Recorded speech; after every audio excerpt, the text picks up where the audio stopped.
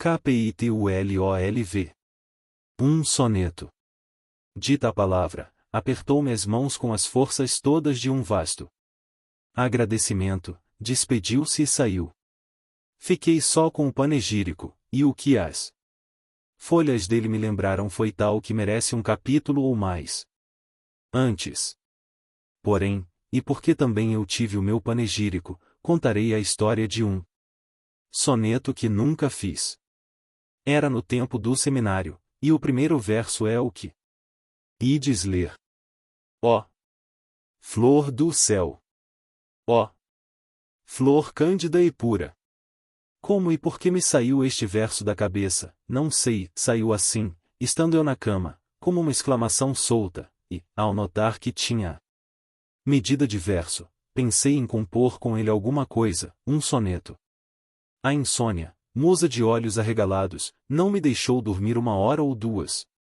As cócegas pediam-me unhas, e eu coçava-me com alma. Não escolhi logo. Logo, o soneto, a princípio cuidei de outra forma, e tanto de rima como de verso solto, mas afinal ative-me ao soneto. Era um poema breve e prestadio. Quanto à ideia, o primeiro verso não era ainda uma ideia, era uma exclamação, a ideia viria depois. Assim, na cama, envolvido no lençol, tratei de poetar. Tinha o alvoroço da mãe que sente o filho, e o primeiro filho ia ser poeta. Ia competir com aquele monge da Bahia, pouco antes revelado, e então na moda eu, seminarista, diria em verso as minhas tristezas, como ele dissera. Item 90 Item Dom Casmurro. As suas no claustro. Decorei bem o verso, e repetia-o em voz baixa, aos lençóis, francamente, achava-o bonito, e ainda agora não me parece mal. Ó flor do céu! Ó flor cândida e pura! Quem era a flor? Capitu, naturalmente, mas podia ser a virtude, a poesia, a religião, qualquer outro conceito a que coubesse a metáfora da flor, e flor do céu. Aguardei o resto, recitando sempre o verso, e deitado ora sobre o lado direito, ora sobre o esquerdo, afinal deixei-me estar de costas, com os olhos no teto, mas nem assim vinha mais nada. Então adverti que os sonetos mais gabados eram os que concluíam com chave de ouro, isto é, um desses versos capitais no sentido e na forma. Pensei em forjar uma de tais chaves.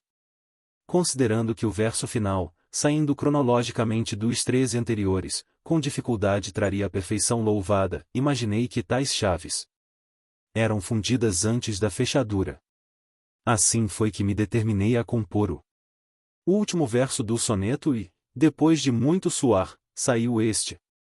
Perdisse a vida, ganhasse a batalha. Sem vaidade, e falando como se fosse de outro, era um verso magnífico.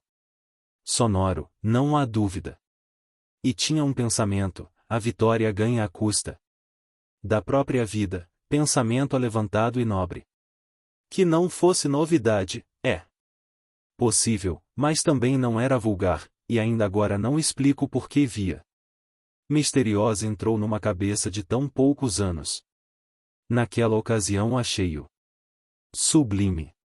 Recitei-o muitas vezes a chave de ouro, depois repeti os 2 versos seguidamente, e dispus-me a ligá-los pelos 12 centrais. A ideia agora. À vista do último verso, pareceu-me melhor não ser Capitu, seria justiça. Era mais próprio dizer que, na pugna pela justiça, se perderia acaso a vida, mas a batalha ficava ganha. Também me ocorreu aceitar a batalha, no sentido natural, e fazer dela luta pela pátria, por exemplo, nesse caso a flor do céu seria a liberdade. Esta acepção, porém, sendo poeta um seminarista, podia não caber tanto como a primeira, e gastei alguns minutos em escolher uma ou outra. Achei melhor a justiça, mas afinal aceitei definitivamente uma ideia nova.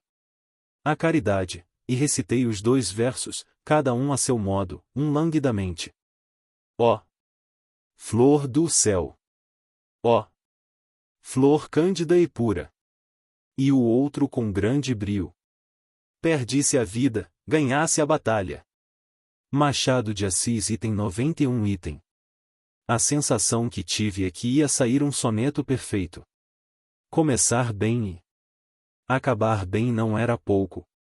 Para me dar um banho de inspiração, evoquei alguns sonetos célebres, e notei que os mais deles eram facílimos, os versos saíam uns dos outros, com a ideia em si, tão naturalmente, que se não acabava de crer se ela é que os fizera, se eles é que a suscitavam.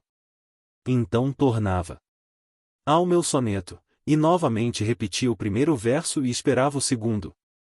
O segundo não vinha, nem terceiro, nem quarto, não vinha nenhum.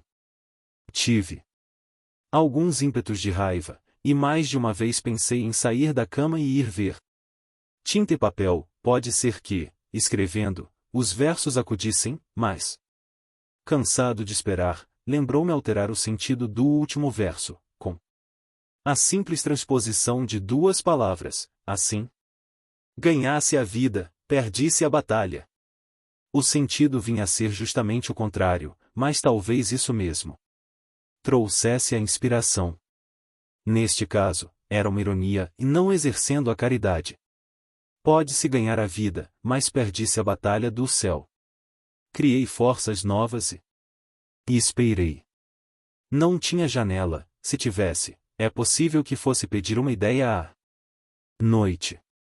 E quem sabe se os vagalumes, luzindo cá embaixo, não seriam para mim como rimas das estrelas, e esta viva metáfora não me daria os versos esquivos, com os seus consoantes e sentidos próprios? Trabalhei em vão, busquei, catei, esperei, não vieram os versos. Pelo tempo adiante escrevi algumas páginas em prosa, e agora estou compondo esta narração, não achando maior dificuldade que escrever, bem ou mal. Pois, senhores, nada me consola daquele soneto que não fiz. Mas, como eu creio que os sonetos existem feitos, como as odes e os dramas, e as demais obras de arte, por uma razão de ordem metafísica, dou esses dois versos ao primeiro desocupado que os quiser. Ao domingo, ou se estiver chovendo, ou na roça, em qualquer ocasião de lazer, pode tentar ver se o soneto sai. Tudo é dar-lhe uma ideia e encher o centro que falta. KPITULOLVI. Um seminarista. Tudo me ia repetindo o diabo do opúsculo, com as suas letras velhas e citações latinas. Vi sair daquelas folhas muitos perfis de seminaristas, os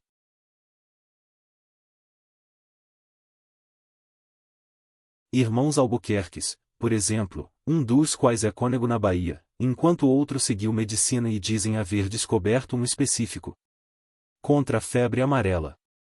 Vi o Bastos, um magricela, que está de vigário em Meia Ponte, se não morreu já. Luís Borges, apesar de padre, fez-se político e acabou senador do Império.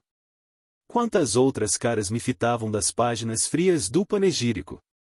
Não, não eram frias, traziam o calor da juventude nascente, o calor do passado, o meu próprio calor. Queria lê-las outra vez, e lograva entender algum texto, tão recente como no primeiro dia, ainda que mais breve. Era um encanto ir por ele. Às vezes, inconscientemente, dobrava a folha como se estivesse lendo de verdade. Creio que era quando os olhos me caíam na palavra do fim da página, e a mão, acostumada a ajudá-los, fazia o seu ofício. Eis aqui outro seminarista. Chamava-se Ezequiel de Souza Escobar. Era um rapaz esbelto, olhos claros, um pouco fugitivos, como as mãos, como os pés, como a fala, como tudo. Quem não estivesse acostumado com ele podia acaso sentir-se mal, não sabendo por onde lhe pegasse. Não fitava de rosto. Não falava claro nem seguido, as mãos não apertavam as outras, nem se deixavam apertar delas, porque os dedos, sendo delgados e curtos, quando a gente cuidava tê-los entre os seus, já não tinha nada. O mesmo digo dos pés, que tão depressa estavam aqui como lá. Esta dificuldade em pousar foi o maior obstáculo que achou para tomar os costumes do seminário. O sorriso era instantâneo, mas também ria folgado e largo. Uma coisa não seria tão fugitiva como o resto, a reflexão. Íamos dar com ele, muita vez, olhos enfiados em si, cogitando. Respondia-nos sempre que meditava algum ponto espiritual, ou então que recordava a lição da véspera. Quando ele entrou na minha intimidade, pedia-me frequentemente explicações e repetições miúdas. E tinha memória para guardá-las todas, até as palavras. Talvez esta faculdade prejudicasse alguma outra. Era mais velho que eu 3 anos, filho de um advogado de Curitiba, aparentado com um comerciante do Rio de Janeiro, que servia de correspondente ao pai. Este era homem de fortes sentimentos católicos. Escobar tinha uma irmã, que era um anjo, dizia ele.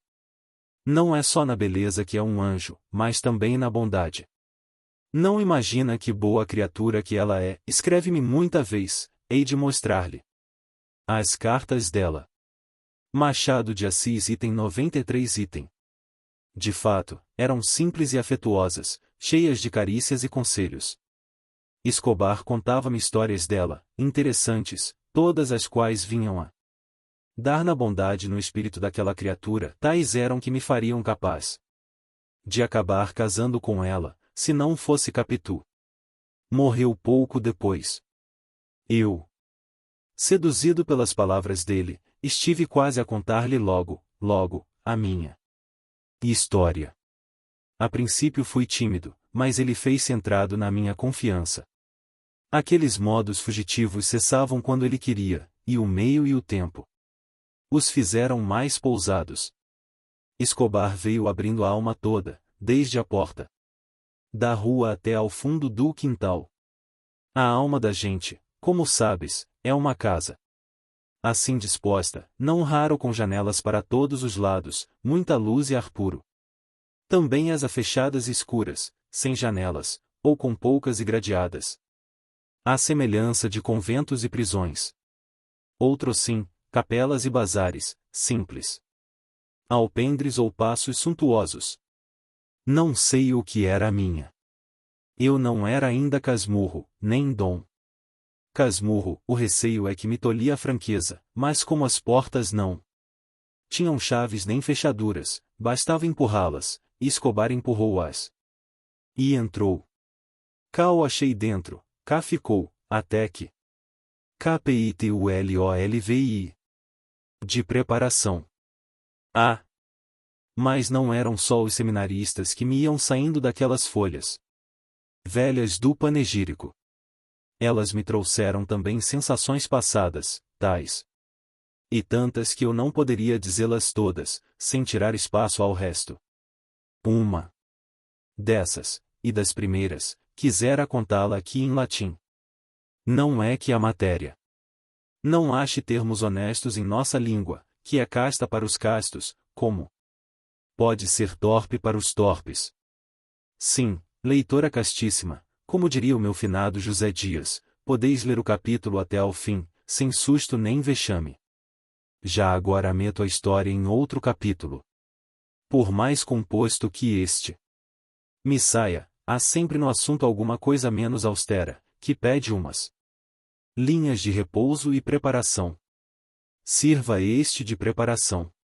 E isto é muito, leitor meu amigo, o coração, quando examina a possibilidade do que há de vir.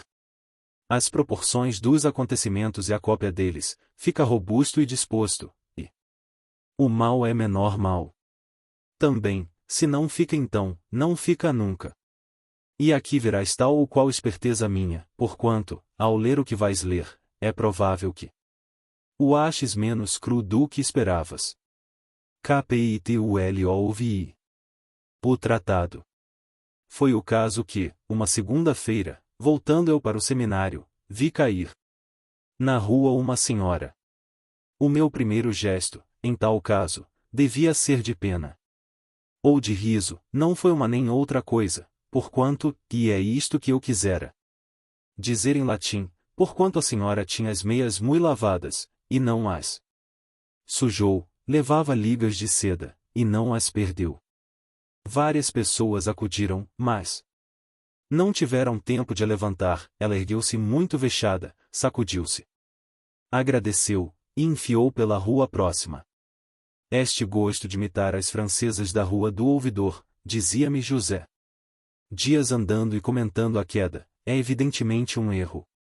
As nossas moças devem andar como sempre andaram, com seu vagar e paciência, e não este tique-tique afrancesado. Eu mal podia ouvi-lo.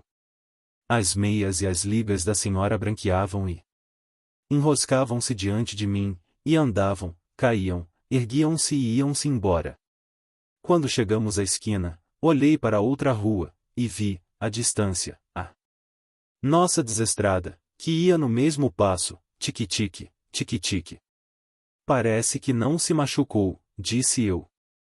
Tanto melhor para ela, mas é impossível que não tenha arranhado os joelhos, aquela presteza é manha.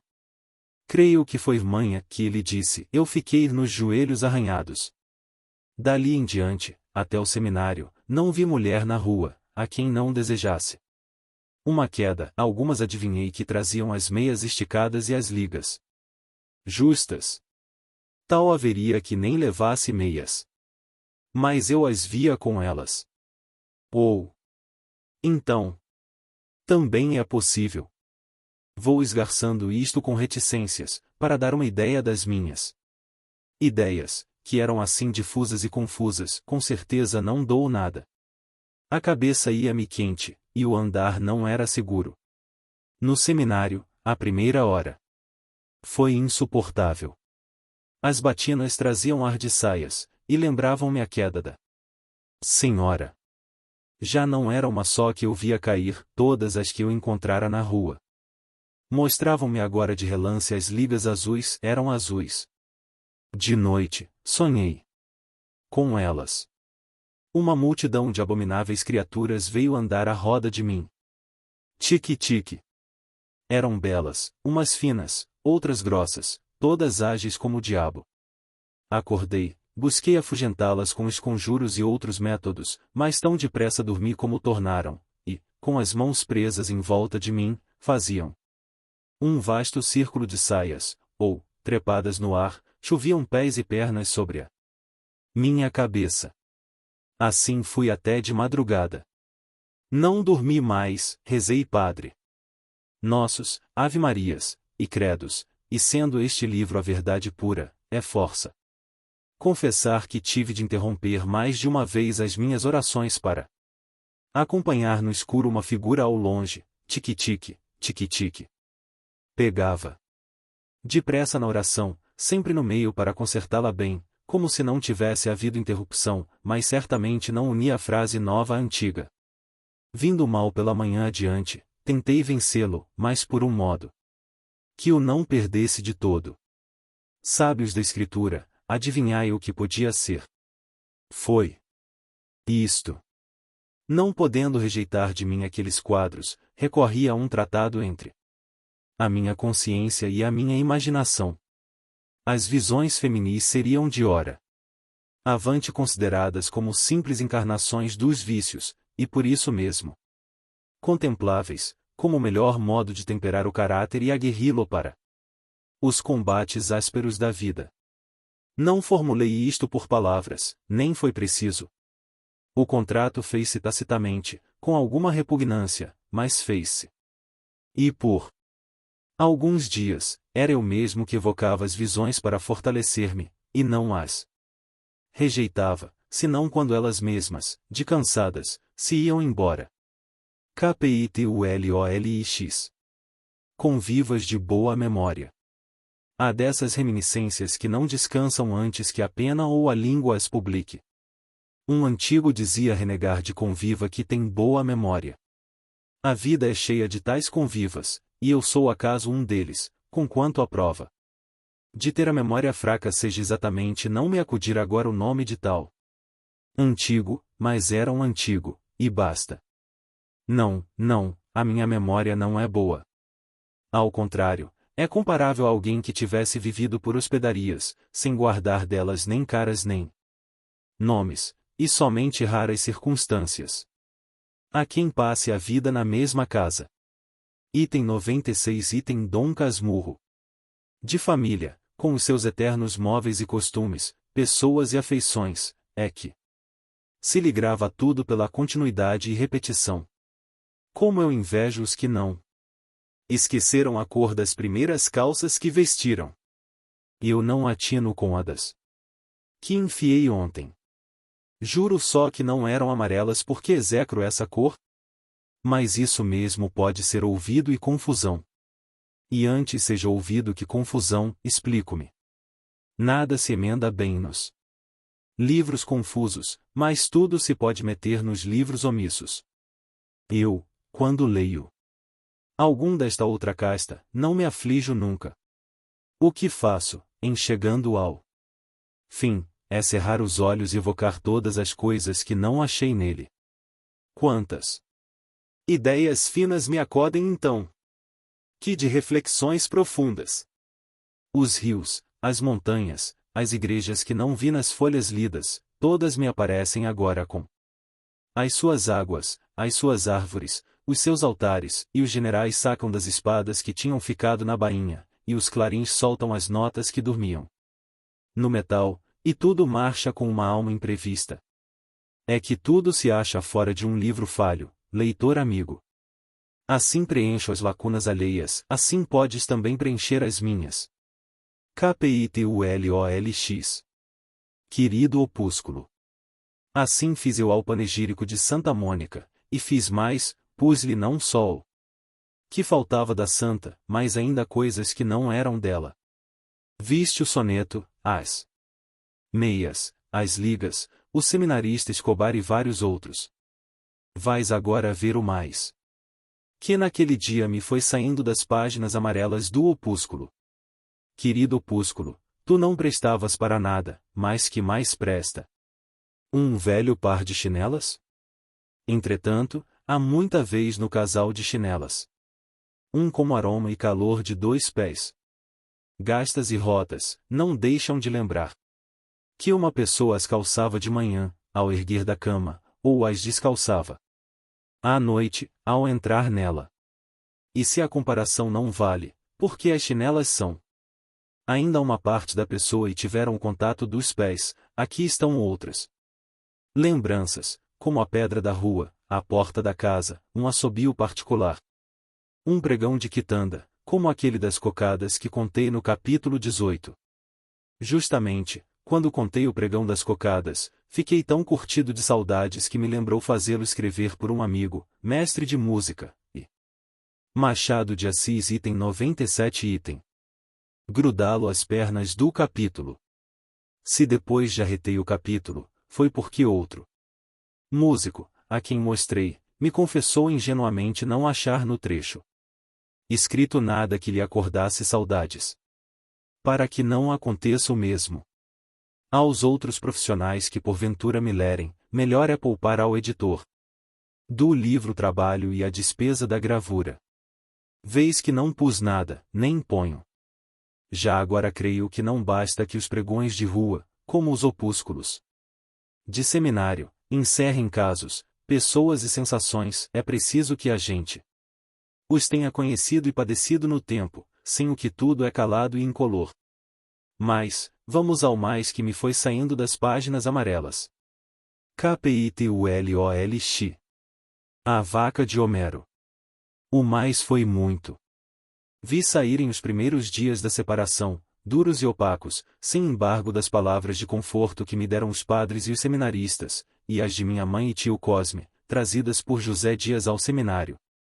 Todos estão saudosos, disse-me este, mas a maior saudade está naturalmente no maior dos corações. E qual é ele? Perguntou escrevendo-a. Resposta nos olhos. Mamãe, acudi eu.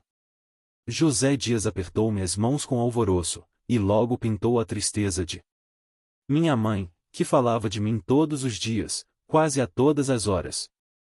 Como a aprovasse sempre, e acrescentasse alguma palavra relativamente aos dotes que Deus lhe dera, o desvanecimento de minha mãe nessas ocasiões era indescritível, e contava-me tudo isso cheio de uma admiração lacrimosa. Tio Cosme também se enternecia muito. Ontem até se deu um caso interessante. Tendo eu dito à Excelentíssima que Deus lhe dera, não um filho, mas um anjo do céu, o doutor ficou tão comovido que não achou modo de vencer o choro senão fazendo-me um daqueles elogios de galhofa que só ele sabe. Não é preciso dizer que Dei Glória enxugou furtivamente uma lágrima. Ou ela não fosse mãe. Que coração amantíssimo! Mas, senhor José Dias, e a minha saída daqui? Isso é negócio meu. A viagem à Europa é o que é preciso, mas pode fazer-se daqui a 1 ou 2 anos, em 1859 ou 1860.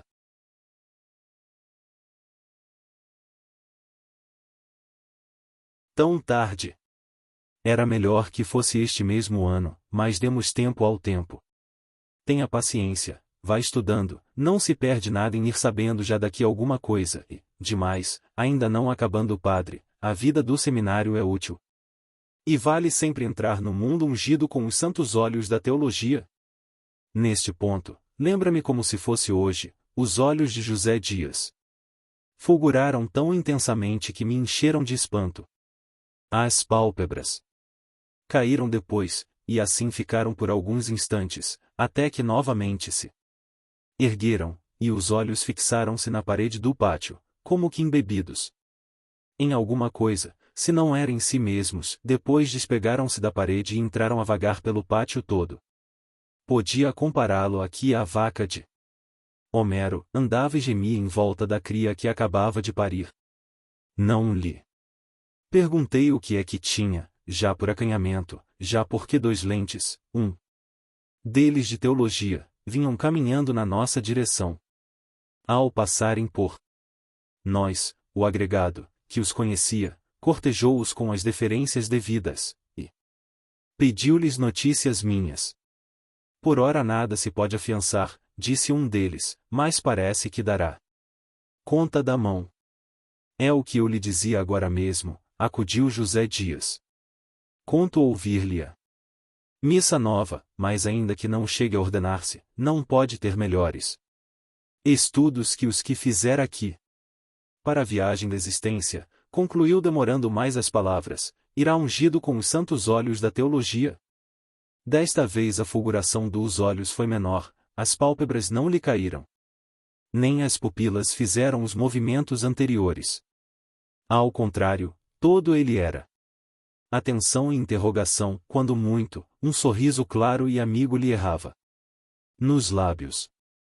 O lente de teologia gostou da metáfora, e disse-lhe, ele agradeceu, explicando que eram ideias que lhe escapavam no correr da conversação, não escrevia nem orava.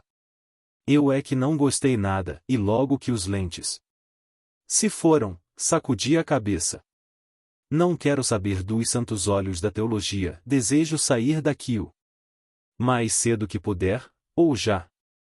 Já, meu anjo, não pode ser, mas pode suceder que muito antes do que imaginamos.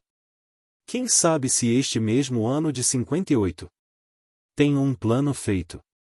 E penso já nas palavras com que hei de expô-lo a Dei Glória, estou certo que ela cederá e irá conosco.